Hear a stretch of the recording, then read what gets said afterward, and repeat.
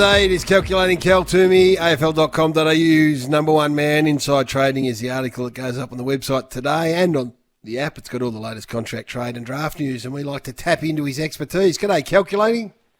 Good morning, Garry. Good morning, Tim. How are you guys? We're going well on it's going to be a nice day, I think. Josh Daicos, I watched him play on the weekend. I know you and others have been just waxing lyrical about his abilities for a number of years, and he's everything that the hype has suggested he's going to be. Therefore, Collingwood would be very, very keen to lock him away long term. Where is he at?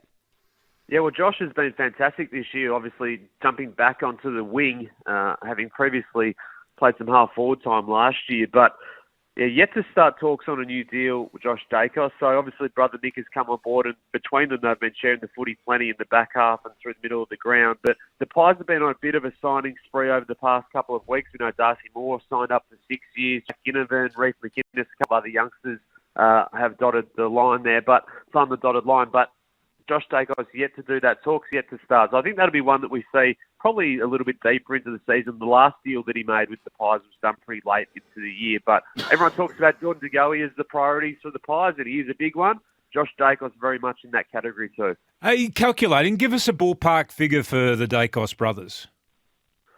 Well, Nick signed a 4-year deal basically before joining the club. So he's actually signed for another 3 years beyond that. And we know that the first contracts for top players coming out of their first deals is generally around that 500, 550 mark. So he'll be on pretty good coin, you'd imagine, for that year 3 and 4.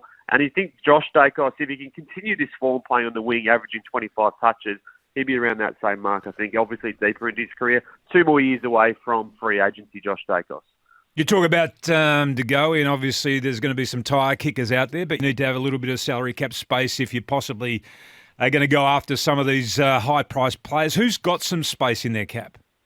Well, that's the thing, Tim. This year we're seeing clubs, and we're hearing about clubs who actually have some room to move, because the past couple of years they've been so tight after the COVID cuts of 2020.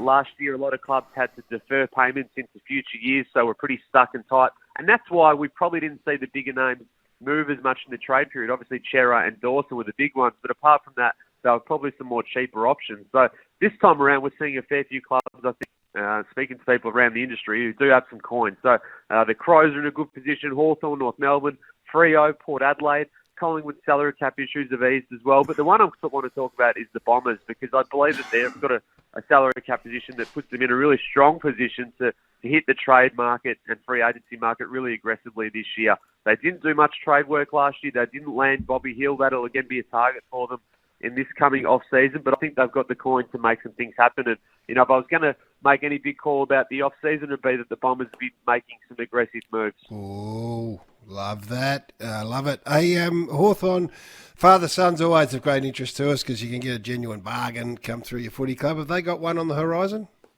They do. Jerome Lawrence has come through. It's a bit of a surprise packet. This is the son of former ruckman Stephen Lawrence, who played in their 1991 premiership win over West Coast.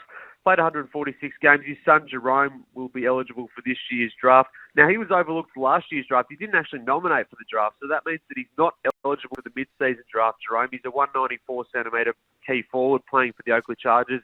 Come from Blackburn, local level, so just new onto the NAB League scene, but certainly showing a few signs to be looked at, and has spent some time at the Hawks this week as part of their father-son academy program. So one that the Hawks will be certainly keeping an eye on throughout the rest of the year. Hey, Calculating, there's been a bias in the past, I think I'm right in saying, against small-type players coming into the AFL. Caleb Daniels obviously comes to mind.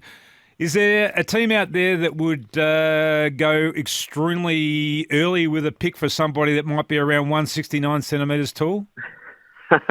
It's like you've got some good info there, Tim. Hey, there's a guy called Nick Watson. I'm calling him the Wizard Watson. He's a guy who we want to keep an eye on for the next 18 months. I'm giving you the long picture here, guys. He's eligible in the 2023 draft, but he kicked 5 goals on the weekend playing in the NAB League for the Eastern Rangers. He's a bottom major.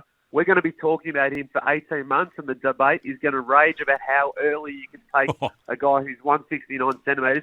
He's fantastic. He's so much fun to watch. He's a brilliant small forward. He's quick. He kicks goals on both feet. He's explosive. He's powerful. He's going to be one of the most loved and popular players to step into the footy system. But next year, all the debate's going to be about the Wizard Watson. How early can you take a guy who's 169 centimetres? Because he's a number one contender 18 months out for sure. Are you saying that he is a genuine small forward type, not a midfield type?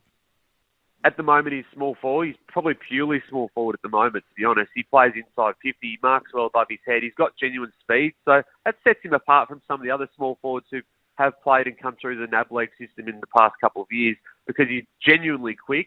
He can mark above his head. As I said, he kicks goals. He's so smart around the goal. And he's got a bit of chatter about him too, which all the best small forwards have. So, yeah, the Wizard Watson, we're going to have some fun watching him and talking about him over the next year and a half. We might be able to claim him father-son at the Bombers. He'd be handy. They need a small forward, Tim.